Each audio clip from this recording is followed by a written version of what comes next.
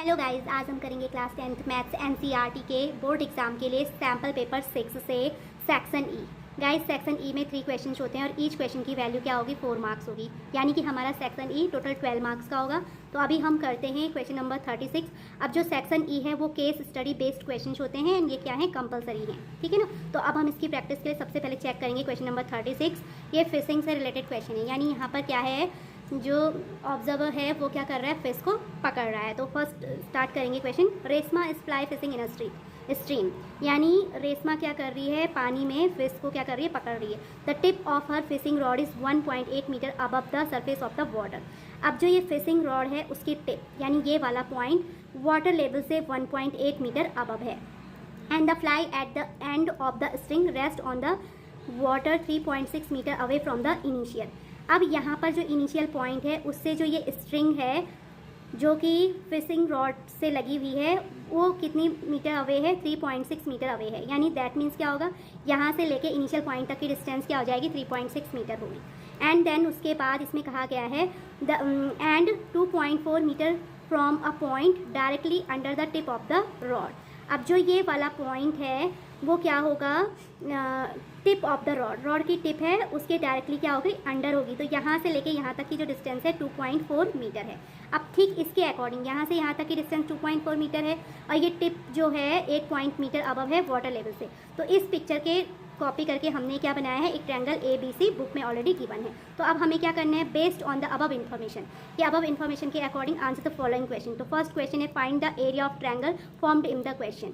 तो इस क्वेश्चन में जो ट्रायंगल फॉर्म्ड है और यहाँ पर एक ट्रायंगल क्या है ABC जो कि राइट एंगल है, ये फॉर्म्ड है यानी बना हुआ है। तो हमें इसका क्या करना है, एरिया फाइंड करना है। तो फर्स्ट हम चेक करेंगे, पहला क्वेश्चन है हमारा find the area of triangle formed in the question. तो we know that area of right angle triangle is always equals to 1/2 base into height. Okay, and according to picture base is equals to BC and the value of base is equals to 2.4 metre and height is equals to AB and height की value क्या है, 1.8 metre है। तो so area of right angle triangle is equals to 1/2 times base यानी BC times height यानी AB and this equals to 1/2। अब base की place पे मैं 2.4 पुट करूँगी एंड हाइट की प्लेस पे 1.8, ये मीटर में तो मीटर स्क्वायर इसकी यूनिट हो जाएगी। तो area of right angle triangle कितना आ जाएगा, यहाँ पर ये 2.4 जो है 2 से 1.2 टाइम्स कैंसिल होगा।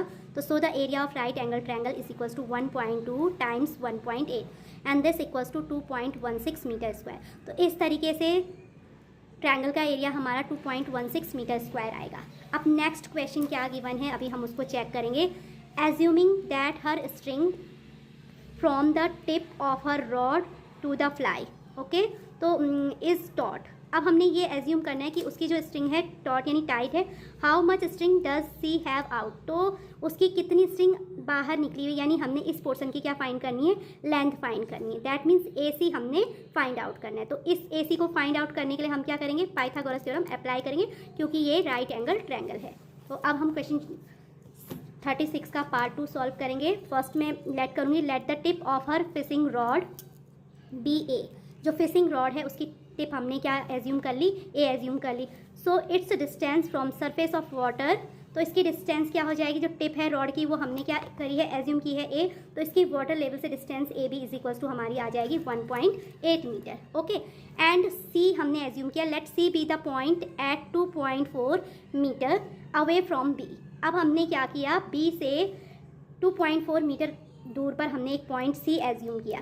That means the length of the string that C has out. इसका मतलब क्या होगा, जो लेंथ ऑफ स्ट्रिंग होगी वो AC हो जाएगी। कितनी हो जाएगी, length of string is equals to हमारी AC हो जाएगी। तो उस कंडीशन में हम अगर इस triangle right angle triangle ABC में पाइथागोरस थ्योरम अप्लाई करें तो पाइथागोरस थ्योरम के अकॉर्डिंग हो जाएगा AC का square is equal to AB square plus BC square. तो applying by Pythagoras theorem AC is equals to under root of AB square plus BC square. Okay, then AB की वैल्यू हमें given है 1.8 metre. AB की वैल्यू 1.8 है तो हम AB की प्लेस पे 1.8 पुट करेंगे एंड BC की प्लेस पे 2.4 पुट करेंगे। तो so value of AC is equals to आ जाएगा under root of 1.8 square plus 2.4 square and 1.8 का स्क्वायर होता है 3.24 प्लस 2.4 का स्क्वायर होगा 5.76 अंडर रूट। तो AC की वैल्यू आ जाएगी guys 3.24 plus 5.76 is equals to होता है 9.00, दैट मीन्स 9। तो so A C is equal to under root of 9 and under root of 9 क्या होता है 3। तो जो स्ट्रिंग है, जो कि स्ट्रिंग की लेंथ हो जाएगी कितनी हो जाएगी 3 मीटर हो जाएगी इस तरीके से। अब नेक्स्ट क्वेश्चन है, आपको नेक्स्ट क्वेश्चन में यानी इसके और में सेकंड में आपको ऑप्शन में क्या गिवन है, और में हमने करना है if string of the rod makes angle theta with the horizontal. अब जो स्ट्रिंग है ए सी वो क्या करती है, थीटा एंगल बनाती है किसके साथ, हॉरिजेंटल के साथ, यानी बी सी के साथ ही जो स्ट्रिंग है वो कितने डिग्री का एंगल बनाती है, थीटा डिग्री का एंगल बनाती है। Okay, then find sine square theta plus cos square theta. तो उस केस में हमें क्या करना है, साइन स्क्वायर थीटा और कॉस स्क्वायर थीटा की वैल्यू क्या करनी है, फाइंड करनी है। ये सेकंड के और करके ऑप्शन में गिवन है। तो गाइज ऑलरेडी हम ए सी की वैल्यू फाइंड कर चुके हैं। A C is equals to a length of string and A C is equals to by Pythagoras theorem क्या होगा, A B square plus B C square. And A B की वैल्यू 1.8 है तो ए बी की प्लेस पे मैं 1.8 पुट करूंगी एंड बी सी की वैल्यू 2.4 है तो बी सी की प्लेस पे 2.4 हमने पुट किया।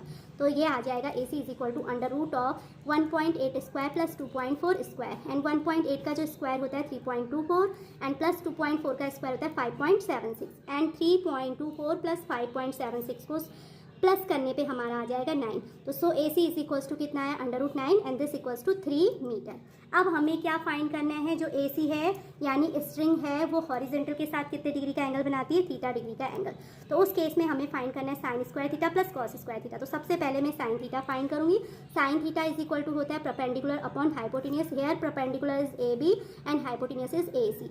तो so sine theta equal to A B upon A C and the value of A B is equal to 1.8 and A C is equals to 3 metre. Okay, तो ये हो जाएगा sine theta 1.8 upon 3 and solve करने पे इसकी वैल्यू आ जाएगी 0.6 मीटर। ऐसे ही कॉस थीटा इक्वल्स टू होता है बेस अपॉन हाइपोटेनियस, बेस की वैल्यू है B C and hypotenuse is equals to here A C.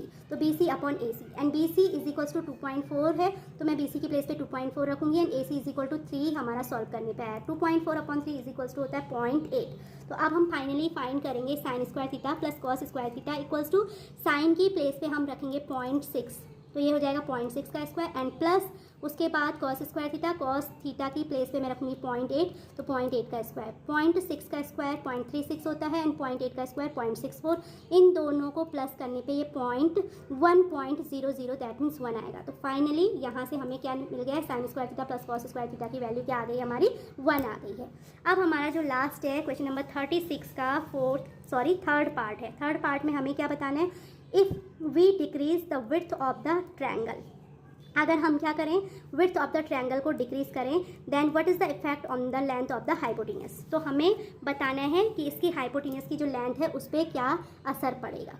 तो according to Pythagoras theorem is equals to होता है base square plus perpendicular square is equals to hypotenuse square. Okay, अगर हम यहाँ पर विड्थ को क्या करें डिक्रीज करें, यानी विड्थ मीन्स होता है बेस, इसको हम जरा डिक्रीज कर दें तो ये कम हो जाएगा। तो दैट मीन्स इसका हाइपोटेनियस भी ऑटोमेटिकली क्या हो जाएगा, कम हो जाएगा, वो भी क्या होगा डिक्रीज होगा। दैट मीन्स यहाँ पर जो थर्ड पार्ट है उसके आंसर में हम लोग क्या राइट करेंगे, if we decrease the width of the triangle, अगर हम ट्रायंगल की विड्थ को डिक्रीज कर दें then the length of hypotenuse decreases. तो आई होप गाइज आपको क्वेश्चन नंबर 36 अच्छे से क्या हो गया होगा, क्लियर हो गया होगा। अगर आपको मेरी ये वीडियो अच्छी लगे तो please like share and subscribe it and thanks for watching again.